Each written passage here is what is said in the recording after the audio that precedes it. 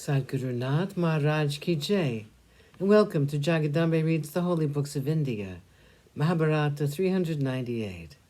As you may remember, Abhimanyu entered the Vyuha.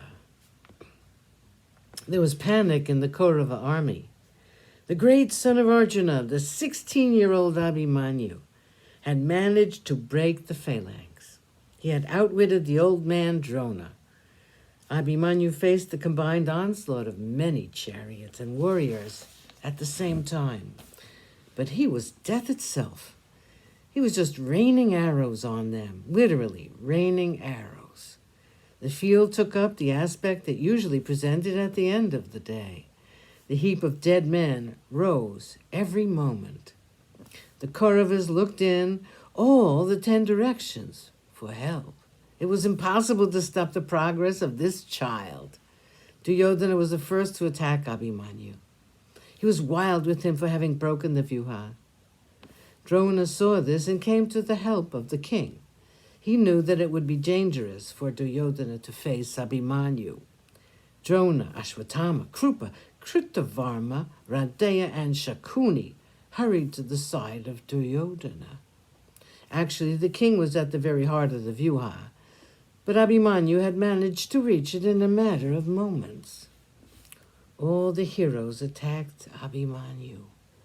He reveled in the fight. He was undaunted. The others joined up now. Bharishravas, Dushasana, and the other brothers of the king. They had absolutely no chance. Radeya was hurt terribly by the arrows of Abhimanyu. Most of them had to beat a hasty retreat. They were powerless to stop Abhimanyu's progress. Shalya and Radeya, with some of the Kaurava heroes, were still fighting. Radeya was made to fall on the ground. He got up and fought again. Shalya was faring badly in his fight.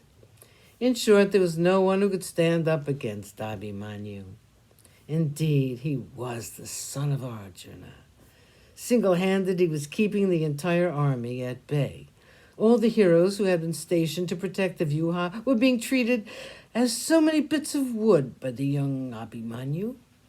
The smile did not leave the face of the child when he was harassed by many soldiers. The nephew of Krishna outshone his father and his uncle in his valor. It was no exaggeration to say that he was killing the enemies by the thousands.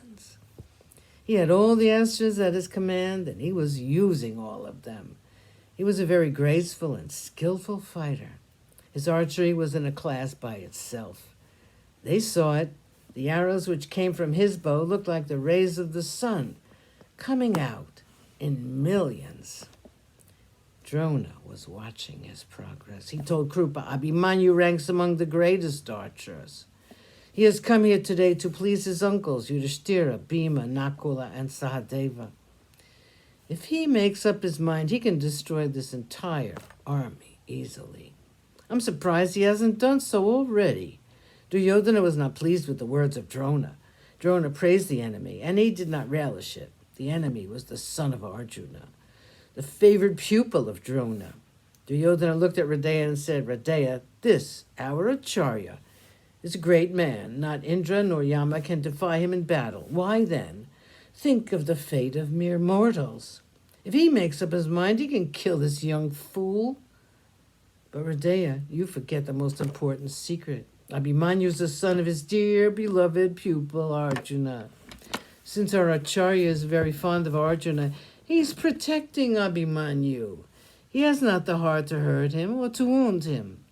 Sure of this partiality to Drona, this young man is coursing through our army with so much confidence. I can see it clearly. I can see easily the courage of Abhimanyu. Dushasana was impressed by the words of Duryodhana. He came forward and said, You're right. It's no use depending on our Acharya to kill Abhimanyu. I will kill him now. I'll cover him as Rahu does the sun. Hearing that Abhimanyu is dead, Krishna and Arjuna will lose their arrogance. Sadhguru Nath Maharaj Ki Jai. Thank you for coming. I hope you come again.